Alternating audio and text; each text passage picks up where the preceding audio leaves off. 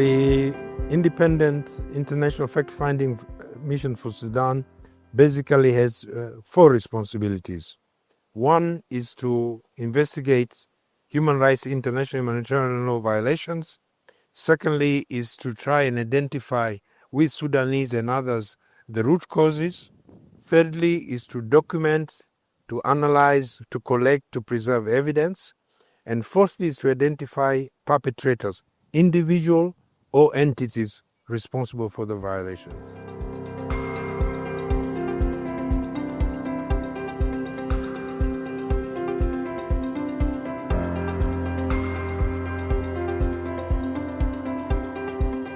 The fact-finding mission relies on its methodology, a number of investigative method or techniques.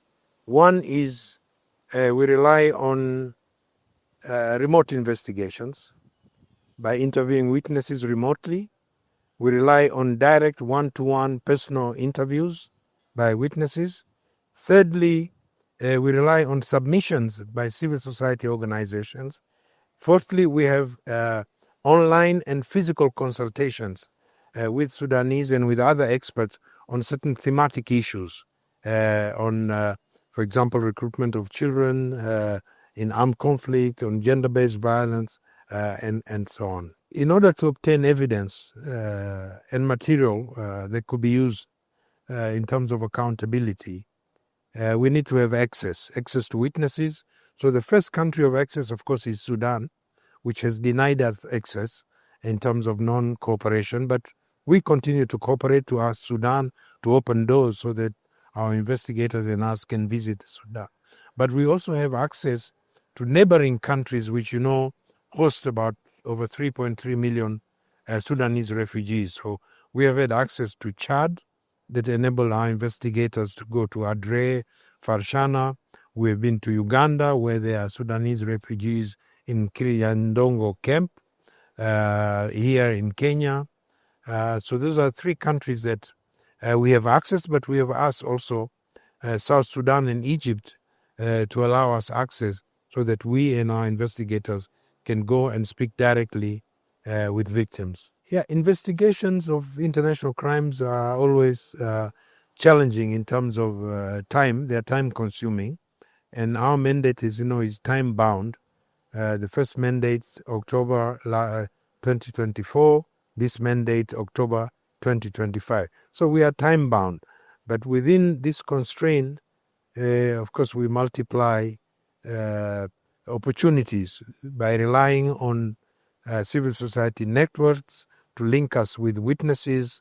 We continue to double the number of direct witnesses, remote interviews, and so on. So there are most resource limitations, for example, in terms of having physical consultations on different thematic areas, because we are relying on a UN budget, and UN there is some liquidity crisis within the United Nations.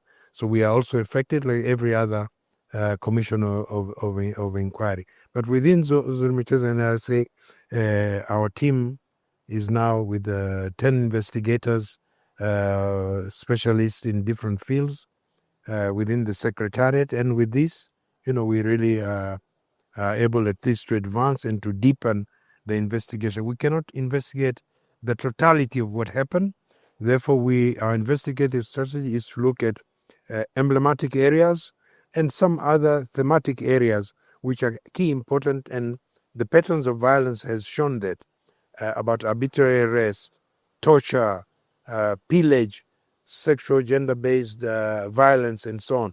So it's limited, but we want to, because of the extent of the violence, although the initial resolution asked us to investigate in Khartoum, El Jazeera, and Darfur, we have now expanded to other areas that have been affected by the conflict and where violence is still ongoing.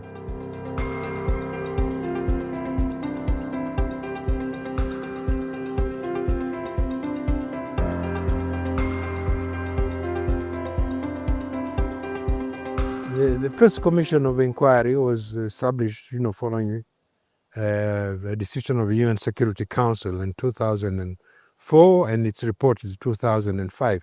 It only dealt with Darfur. Our human rights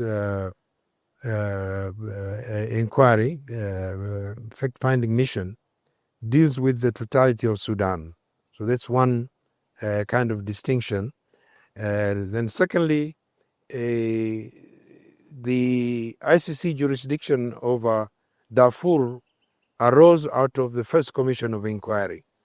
We have recommended that for Sudan, it is important that the Security Council expands the mandate or the jurisdiction of the ICC so that it covers the totality of Sudan.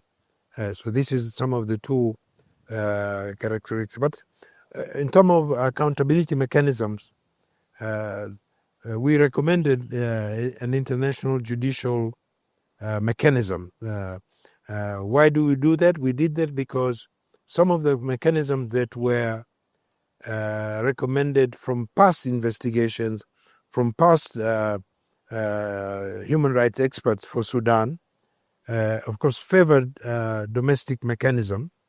For example, special prosecutions related to Darfur and so on. But there was a lot of weaknesses in that. So yes, the domestic systems, but they need strengthening. And I think we should not overrule about the possibility of regional mechanisms, universal jurisdiction, and other kind of mechanism for the Sudan case. I think is something that we want to put on the table, and maybe between now and the next submission of our report, we will dig deeper into those areas.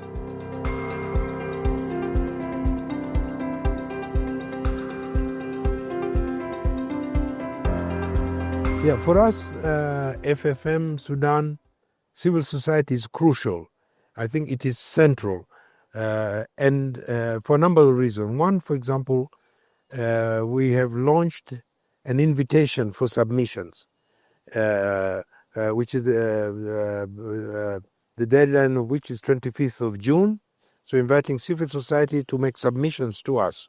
And they've done before, and we would like them to continue because of the knowledge and the information they have. Secondly, civil society also is central in terms of linking up the FFM investigators directly with witnesses, apart from their own documentation. So they've helped us so far, and we would like them to put us more into contact with witnesses so that we can do the interview. But thirdly, there is also expertise within civil society that we would like to use in terms of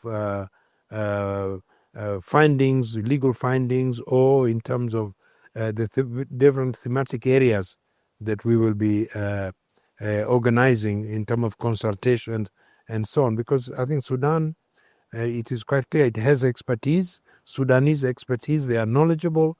And I think when we talk of civil society, both Sudanese and non-Sudanese, regional civil society organizations also have been, and we hope will continue to be helpful in enriching our factual fact-finding for the mission.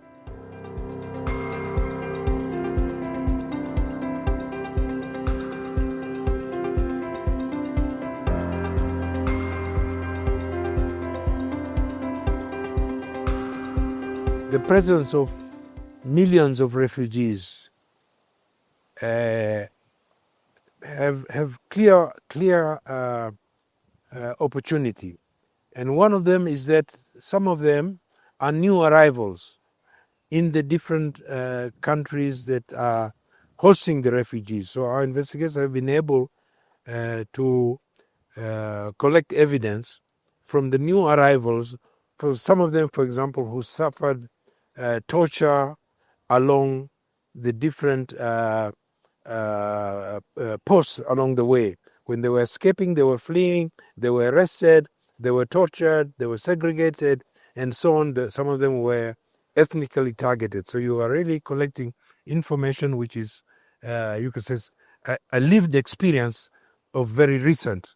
And I think that is something which really is very, very touching and very effective in terms of what we have. So And secondly, also among the refugee communities, you have some really who are very knowledgeable on the context. So we met journalists, we met different professional groups, medical groups, doctors, nurses, and who knew the situation, what is happening in hospitals, the atrocities committed in hospitals, and so on. So these are all things that really help to enrich our findings.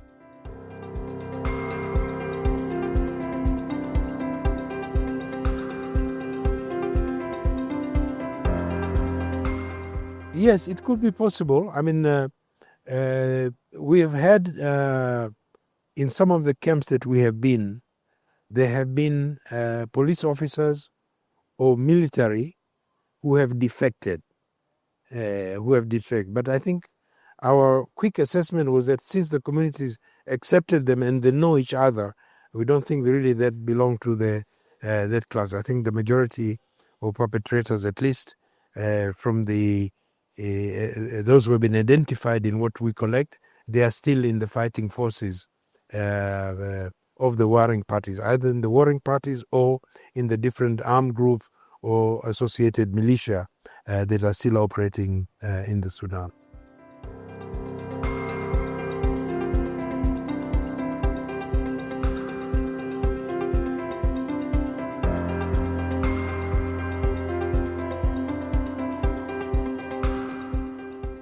The two resolutions that establish the mandate of the IIFFM uses two, I think, keywords. One is to cooperate with other entities, and secondly is our efforts should be complementary with those of civil society, regional mechanism, and other mechanism. So in terms of cooperation, we have open lines of cooperation with civil society organization, with cooperation with the ICC, with the African Union mechanism, and so on. And of course, one of the key areas is sharing information. And when we look at sharing of information, we share information, and we want to share information that will be able to generate more evidence. That is the purpose of sharing that information. Of course, with regard to many international criminal investigation, always the sharing of information, especially of witnesses, is also subject to one, safety of those witnesses. There are also ground rules relating to informed consent, that the victim must consent to that information being shared. But I think we are on a good track in terms of really sharing information and establishing the basis in which we can mutually share information, because I think it is very clear neither the FFM alone, nor the ICC alone, nor the regional African mechanism alone can be able to satisfy the accountability requirements and needs for the Sudanese and for Sudan.